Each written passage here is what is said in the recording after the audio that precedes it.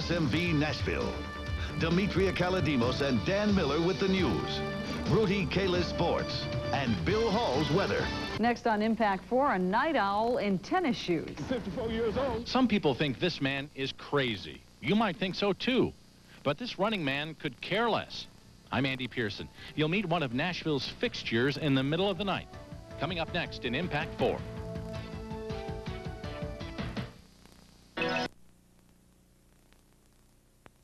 What is your favorite time of day for exercising? For some of you, it's probably the morning. For others, it's right after work. And for others, the best time is in the evening. But one Nashville man says the best time for him to exercise is in the middle of the night, after he's been asleep for a couple of hours. Andy Pearson is here with Impact 4 and Nashville at Night. Where'd you find this guy? Well, it was one of those strange things. Gary Knox and I were out about 6 weeks ago with photojournalist Gary Knox. It was snowing outside. It was about 38 degrees. And I'm driving down West End, 3 in the morning, can't go to sleep. And I look over and I see this man running with his dog. And I don't usually do this, but I yelled out the window at him and said, "Do you always run at 3 in the morning?" Well, you're about to see the answer. I found this 54-year-old man who's been a fixture of the night in Nashville since the 1970s.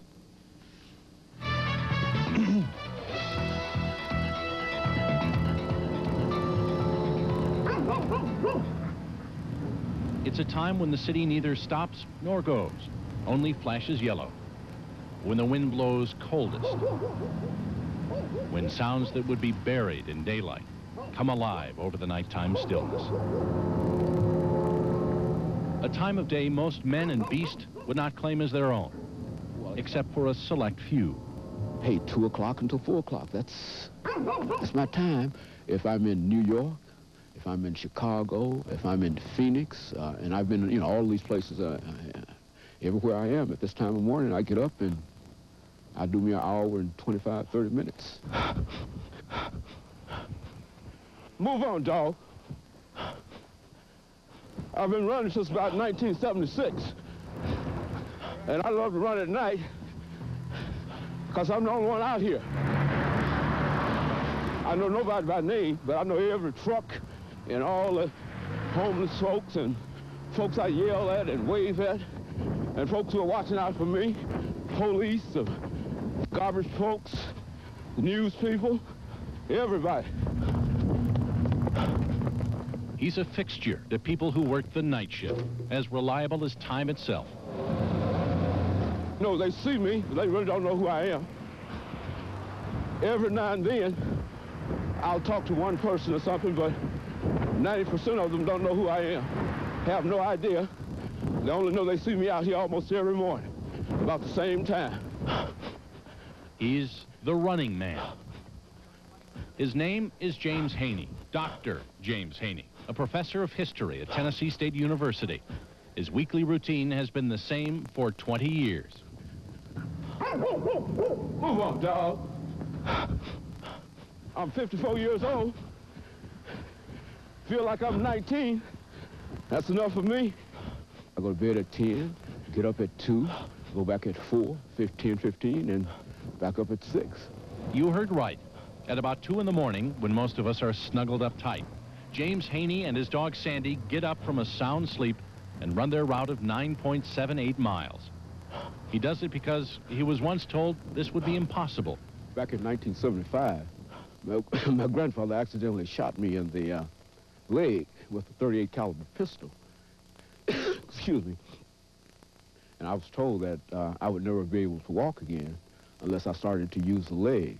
And of course, as soon as I got out of the hospital, I started running around the yard here. And after a week of that in the yard, went down to the local high school. And after about 6 years of that, I decided to go downtown. You won't see him wearing headphones or taking his pulse. His shoes don't pump up. James Haney just runs. Down West End, past Vanderbilt. Morning. Up and down the deserted streets of downtown Nashville. To the banks of the Cumberland River. Down to First. It's 9 7/8 of a mile down to the foot, all the way greeting and waving to people he's seen for nearly a third of his life. Man. How you doing this morning? Good, you? All right. James Haney does this 5 days a week. Same time, same route, same distance. I can't see any disadvantages in this at all. And this is what I do, and I love it. I'm not doing this with people. And if they think I'm crazy, well, I can appreciate that. I just believe in the human personality, and I believe that we can do anything that we want to do once we make up our minds to do it. It takes an hour and a half out of my day, and I think it's worth it. Plus, it requires discipline, and I think I got that. And that makes me feel good about myself, gives me greater self-esteem, and I can get out and meet the world better. As he makes that last block toward home, there's no one there. No welcoming committee at the finish line. No one to notice. Before he goes back to his wife and children in his warm bed, there's always a prayer of thanks that he's been able to put one foot in front of the other for another night. Oh, thank you, Lord. Okay. Thanks that he can still devote 2 hours out of each 24, even though it is in the middle of the night, to his body and his well-being. Thanks that there is life, and that life is good. Very few people that I grew up with are alive today, you see, and many of them have died of heart attacks and strokes and violence and whatnot, but Dr. Haney keeps pushing on. And I tell folks that I'm going to be around here a long, long time. I'm going to be around here at least 100 plus. You know, I mean, that's what I'm looking for, you know. In fact, Dr. Haney says he plans to live to be 120. Very Willard Scott.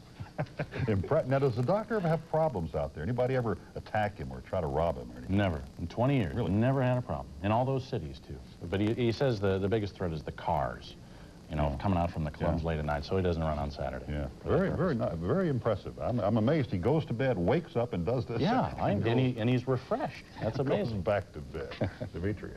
Ahead on the scene at 6, they don't call him Mr. Fix-It for nothing.